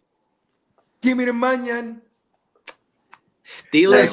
Drake London and falling Christian down, Watson, bro. Drake London and Christian Watson got some big bags, and I tell you what, Drake London, he deserves that shit, man. He's showing. It's a wonderful time to be friends with those guys. WR1, yeah, all their old friends. They're gonna probably get a lot of calls from old friends, a lot of random hit ups for those two. Hey, bro, remember me? We were. Hey, let me know when you're going to Icebox, bro. I want to roll with you, bro. Let me roll with you to Icebox, Drake London. Man, I could only imagine, bro, all the motherfuckers that are trying to leech off you if you get the big bag, you know. But that's the thing. That's just life, you know. Everything comes with a price, you know. You get all that, and then you get a lot of. You gotta be able to decipher real from fake. Like you know what I will say? Ever At least more these important. kids are smarter these days. These kids are smarter because also gotta be, bro. They've got to be. They've got to stay smart in order to keep their job. Well, they're smarter with their money. They're not. They're still stupid with their decision making off the field, like because that shit just will never change. But like as far as like the bigger they're playing with way more money than these guys like back in the days. And you got the OGs like Chris Carter and all these fools that they do the. Like the fools that fuck their shit off before they do the seminars and they tell these kids about not to do drugs and not to fuck your money off and then you got fools like Marshawn Lynch who just like he set a precedent. Like Marshawn Lynch didn't spend any of his NFL money and just let it compound. Yeah, 39. He made like 39 million guaranteed in this. Yeah, you gotta learn that. Yeah, how to invest and whatnot and just play it smart. Have savings and just basically make adult decisions even though you're still young and growing. I mean, like because you can lose it real quick. There's a lot of motherfuckers that get it and then they lose it and then they're out the league and then they're left like struggling. Calvin Ridley fucked off like 20 million. Gambling could be about gambling. Lee mentioned him earlier. He had a gambling problem a few years ago. Crazy, man. See, like I said, they're still gonna do the dumb shit. That's not gonna change. Sometimes they gotta learn that. Those are just really, really expensive lessons. Mm-hmm. You know what I mean? Yeah. I'm very selfish in this aspect where and when I say I'm selfish is I let other people make the mistakes for me. Like I've always been good at that. Just pay attention to how everyone. Yeah, exactly. And I just won't do. They're making the mistakes for me. You know what I mean? Yeah, I just view it as like like I just try to view things as like I don't want to, do it unless I feel like it's a wise choice. Or I'll think of it like just through thoroughly and think critically. Because a lot of times when you think something through and think about it critically, you tend to back off. Or when you're very impulsive and just make decisions on a whim, a lot of times that leads to mistakes and bad choices. That's just my humble opinion. Bogey in the Matrix. I know we touched on Packers extended Watson for 4 years, $110 million. The Steelers extended Nick Herbig for 4 years, $100 million, and they also that shocked me. Yeah, and they also extended Darnell Washington. 4 years, $42 million. Really emphasizing the depth over there, their backups, and it surprised me the edge guide of Herbig because I just feel like you just don't see that very much, especially from a team that's got. You know what that tells me? Unfortunately, is they're gonna move JJ. Or I think they might be or TJ because he's such just a force and whatnot. I just feel like they might think like, man, with all the just mileage he has. I mean, he's like an every snap guy and all that, to where it could be almost like a hedge, like hedging your bets from a standpoint of in the event that TJ Watt suffers some gruesome injury. It's like, hey, we've still got a cornerstone edge player, and then assuming that Watt doesn't get injured, which we hope not. I mean, we obviously don't wish injury on a generational type player like a TJ Watt. What they'll probably do then is next year they'll just move on from Highsmith. They'll just either trade or release Alex Highsmith, who's the other starter. That's why I hadn't even really heard of this other dude, Nick Herbig, because I knew about obviously Watt and Highsmith, and I didn't realize this Herbig was what he was. I didn't realize how impactful he was. I mean, 7.5 sacks, that's impressive for a backup. I mean, Exactly. he started 6 games, filled in very well for TJ Watt and Highsmith. So, I mean, he'll probably see if he can beat out Highsmith as soon as this year. I mean, if I'm Alex Highsmith, I'm very nervous, and I'm going to do all I can to try to prove that I'm still a starter in this league, because it's a brutal cycle. I mean, it's just, if you fall off the least little bit, you're out of there. That's just, I mean, we know that. I mean, that's just the nature of the NFL, but I just feel like they overpaid. Would that be, I mean, I see the logic in it, but I mean, it just feels like an overpay considering he's yet to really do it as a starter. For the full season, but we'll see. Maybe it'll pay off, but I'm a little skeptical considering they paid dude $100 million. Yeah, well, shout out to Derek. His Dallas Cowboys signed first-round pick Malachi Lawrence for 4 years, fully guaranteed, $20 million he got. And the Chargers also signed first-round pick Hakeem Mesidor, 4 years, fully guaranteed, and that was like almost $20.5 million. So that's that. And then there was some one-year deals. The 49ers signed safety Aston Davis. The Giants signed OBJ, Braxton Berrios, and Juju Smith-Schuster. And the Steelers also signed tight end Robert Tonyan. Hell yeah. Yeah, I mean, that's that time of year. I mean, those are the typical June signings, guys like, they just kind of retread veterans trying to find a home. And the OBJ thing, I think it's more than just OBJ. I mean, the fact that they signed 3 receivers tells me that they are a little nervous about their depth with the Neighbors and Slayton injuries, and so it could just be a thing of them just wanting camp bodies. So I wouldn't panic too much, but the latest Neighbors reports have not been very encouraging. Nope, it has. I'm gonna trade for all the Neighbors I can everywhere. This probably would be a good time. I feel like in Dynasty, at least. In Dynasty, people could panic and sell low because of this knee thing, which it is a little disturbing. I'll admit, it's not. You never like to hear it when someone has to have a cleanup procedure after. Here's I mean, the a lot of thing. times it'll happen like a year after their season, but I mean, he hadn't even played any games yet post injury. So the fact that he's already having to have a cleanup procedure is kind of worrisome. A cleanup. I am a doctor. A cleanup procedure. It could be as simple as just draining, from the swelling, because he actually didn't get operated on until this year. He I don't know why they wait. I think, a lot of times you have to wait for the inflammation to go down. Oh, it must. They have said been it was really scar bad tissue. That's what was there. The scar tissue. Oh, so in this case, it's scar tissue. Yeah. Oh, then that's perfect. I love that. Get rid of all the scar tissue. You know what I mean? Mm-hmm. I love this. I don't think we should panic. Yeah, we're probably going to be missing him for the a duration of the year. But him as a player, here's another thing that sucks. He is going into year 3. You know what I mean? Mm-hmm. And I don't think, and just in my mind, because he's a Louisiana guy or LSU receiver, I was already putting him in that category with Chase and thing. You know what I mean? Maybe I need to pump the brakes a little bit on him and BTJ just because of the pedigree that they come from. But I still believe it. I'll wait. They're young. You know what I mean? Oh, yeah, for sure. Even with Neighbors, he's young. He'll be all right. I mean, Neighbors was killing it prior to injury. BTJ, it's just kind of concerning. His situation sucks. Parker Washington stepped up big, and then Jacoby Myers got extended the way. And this is why we need a trade for BTJ, so we can somehow reunite him with Mac Jones.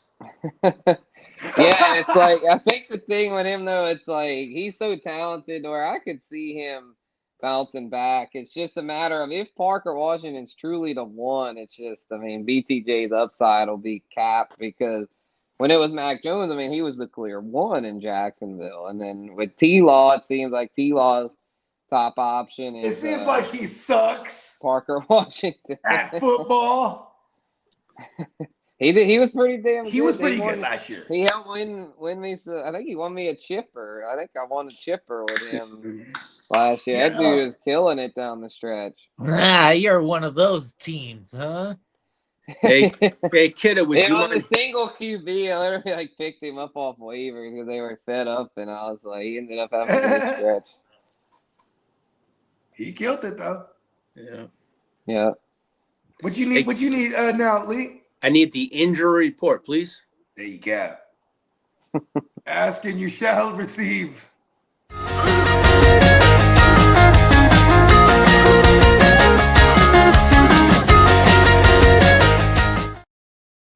Oh, the Philadelphia Eagles do have a little problem. They may have got a used Lemon in the draft. Speaking of Eagles wide receiver, Mekhi Lemon is going to miss some time already with a hamstring injury. He's going to miss the next couple weeks. Was it him or Tyson in this draft class that had the injury knock? Both of them had injury history. Okay. Well, Tyson had the bigger one, I believe. Lemon's the one that slipped. Tyson, I mean, he went top 8. He didn't slip at all. No. Yeah. No, well, I meant like as far as like their one of them had a knock for being an injury history. You know? Yeah, Tyson had a very extensive it was Tyson. injury Yeah, it didn't matter. No, top 10. Just like J-Mo. Remember Jameson Winston the other year? Jameson Williams, yeah. Jameson Williams, thank you. Yeah, I mean, he was coming off of ACL like from January that year. They still drafted him like 11 or whatever it was. Yeah. Well, Texans linebacker EJ Speed underwent successful surgery, so he should be ready for whenever he's back next year. Hold on. Let me get it. Speedy recovery. Speed. See what I did there? Yeah. See what I did there? Yes. Now, as for Lions rookie wide receiver Kendrick Law, he tore his ACL in practice. Brutal. Yes, hey, that's a badass last name too. Law. The Law. Shout out to my man Matty Law. The strong arm of the law. Now, as for Micah Parsons, he won't return from his ACL injury until at least mid-October. Oof, that's a big blow. That's a blow. And why ain't they trying to trade for Josh Sweat now? You know what I'm talking about? Maybe they will. Who knows? Exactly. And as for Ravens linebacker Teddy Buchanan, his knee is ahead of schedule. As for Ravens defensive tackle Matabuki, his neck, he's trending positively and could play a good portion of the season, says the coach. Yeah, man. Good. Hey, I'm just rooting for my man Matt Buki, man. Shout out to Matt Books because man, he is just dope. And like I just, even if he doesn't play ever again, just as long as he's straight, bro, because that guy could have died, bro. Like his neck injury was like on some that type of career-ending shit. Then shout out to my man Teddy the Butcherman, man. The Butcher is what I call him. That motherfucker was dope as a rookie. And he told his shit like mid to late in the season. He was putting up like dub, bro. Like I'm telling you, Teddy B, bro, he was killing it.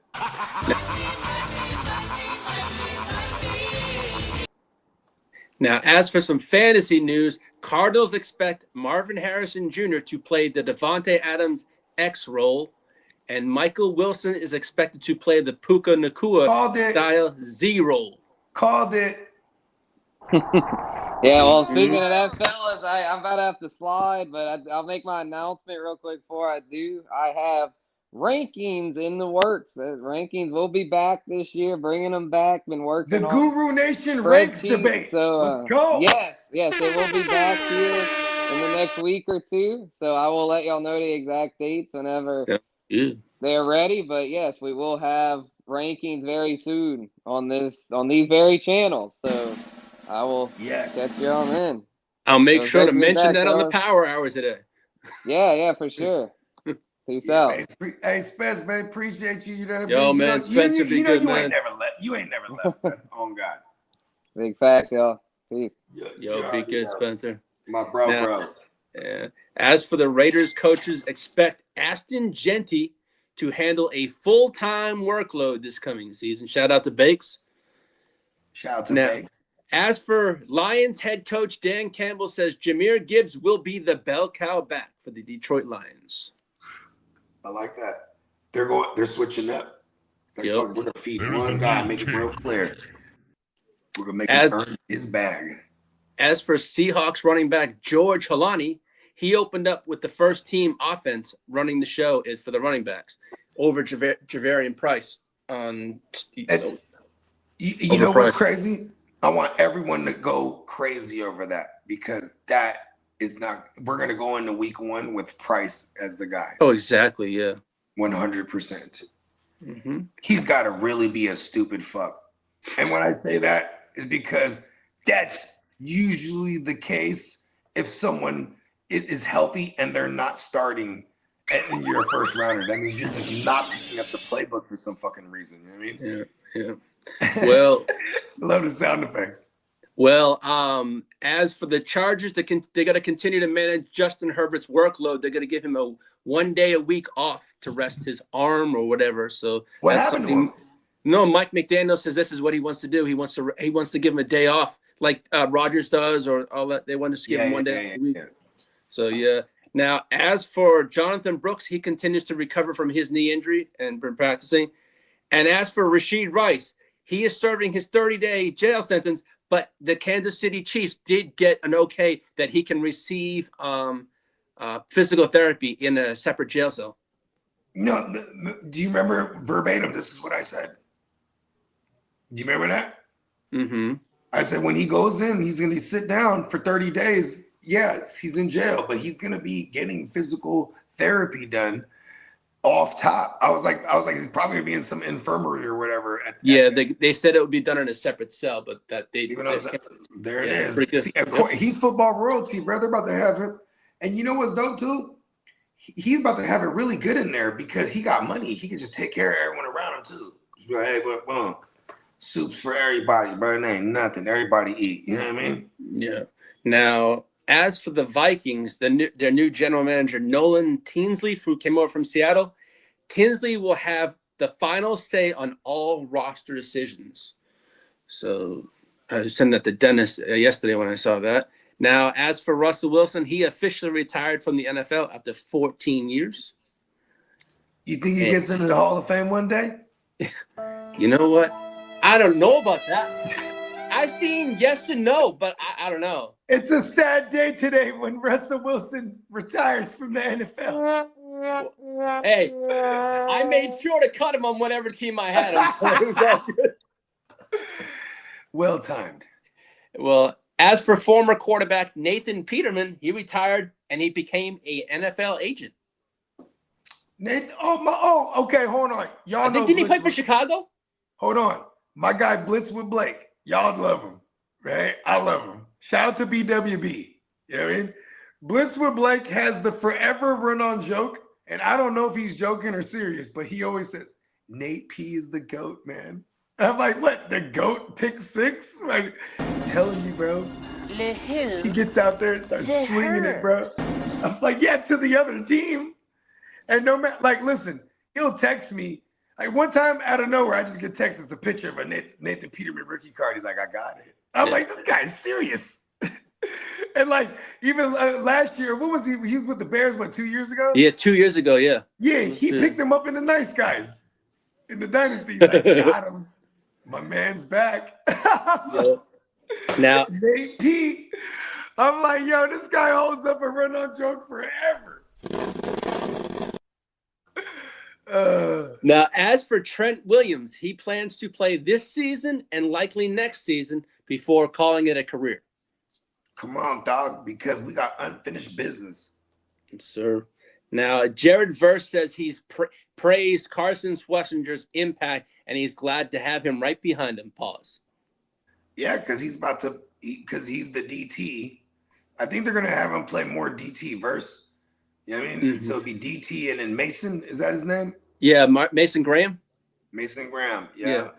They're going to be right there. That's kind of deadly right there, too. Yeah, it is. Now, as for Max Crosby, he's excited about Fernando Mendoza's future. He thinks he's going to be he thinks he's the real deal. Yeah. And you know what's funny? You know what they didn't report Max Crosby saying? Hey, somebody trade for me, goddammit. The fuck? Now, the fuck I was supposed to be in Baltimore right now. Yeah. As for George Pickens, he's expected at minicamp, and that's via Brian Schottenheimer. He said he'll be at minicamp. Who's this? George Pickens will be at minicamp, yeah. Okay. Now, as for Tucker Kraft, they have an extension pause coming for him this offseason. Of course. I would consider Tucker Kraft a big-time priority for Green Bay Packers. You're talking about a guy who's possibly going to reset the tight end market as soon as his contract when it comes. He's really fucking good. Yep. Coming off the ACL though, this is what's crazy about that blurb right there. It's like coming off the ACL and they still talking about they might reset the market with this motherfucker. Like I would imagine they're trying to give him an extension while he's coming off the injury so it could be more team friendly. You know what I mean? Who would be the most recent example of a player just coming off an injury that was just getting an extension? There was one last year, I believe, but I forget the name who it was. Or it was maybe last year, the year before, but it was a player. It doesn't narrow it down at all. I know it, but my bad. Now, as for no, help me. I got a good memory. Just a receiver. No, there was someone last year that was coming off. Was it Watson? No, it wasn't Watson. He just got his yesterday. It was someone. I can't think of it. It just came to my head. Christian Watson was coming off an ACL last year, though. Yeah, he was. Now, hold on. Let me take a shot at this first. It wasn't James Cook because James Cook got his back, but he was off a career year. It wasn't J-Mo. Damn. I think it was J-Mo, dog. It was. It was. It was J-Mo. But he wasn't coming up. I mean, J-Mo will just always be missing time from injury, but he wasn't no season ender. Nah, I can't think of it. I can't think about it. Also, as for the big trade that just happened, the Browns receive a conditional Rams pick if the Myles Garrett trade that could escalate to a first rounder if he goes to if he's traded to an NFC. What is it? If he like the Ravens, run that back. The Browns receive a conditional Rams pick in the Myles Garrett trade that could escalate to a first rounder if he goes to the any of the NFC North teams. So that third round pick that they got, NFC North team, yeah, that would be the Steelers. So AFC, my bad. Yeah, AFC, my bad. Yeah. Go ahead, run that back again. So I say the Browns receive a conditional Rams pick in the Myles Garrett trade that could escalate from a third, which was the third rounder, could go to a first rounder and the conditions were if the Rams were to trade him to one of those three teams. Yeah, that's a sick ass condition. Yeah. Look here, motherfuckers. Hey, the Browns ain't playing these days now. And the Rams also gave. Hey, first of all, they're stupid as fuck sending them to the Rams. I hate them. Change the subject. And the Rams gave him a new deal. The Rams gave him $37 million more new money. He got a 5-year deal, and he's with the Rams to 2030. Oh no! At that $40 million a year mark. Yeah, 40. It's got. They say ain't paying no. You know what's crazy? They can do this. They're not paying no one for real. They got Stafford on good money, and Pook, and then they got Devontae is basically going to be on a year-to-year basis. Yeah, and then Puka, they'll eventually pay him, and they'll be able to pay him too, and reset the market. Yep. Damn, they're fucking. They run their shit good over there, bro. Now this came out this morning. Now career earnings leader Matthew Stafford took the lead. He's at 408 million. Rodgers is at 395. Tom Brady 333. Kirk Cousins 321, and Russell Wilson is 315. That rounds out your top 5 in career earnings. At least 3 out of those, or 4 out of those 5 have titles. This is why Kirk Cousins is so dope, because he made all that money and does no rings. He's done enough. I love Kirk Cousins. You know he has the same birthday as Tom Brady. Look at that. There you go. Now, as for Tom Brady money without all the titles. Hey, hold on. Mm-hmm. Matthew Stafford almost made $500 million playing football. That's dope. Yep. 408 million. Yeah. That is dope. Yeah. Yeah, he was supposed to be making that money with the Niners, man. Motherfucking Sean McVay undercut us. I'm still that good shit. Good shit. And the last piece of news I have is the Cowboys will hold joint practices with the Rams, in addition to also the New Orleans Saints. I forgot to tell that when Spencer was on there, but I've all good. Pretty sure he's aware of it, bro. Yeah, but as for that, that's all I got for this Friday. Let's go. Big bong. Yes, sir. Yeah, baby.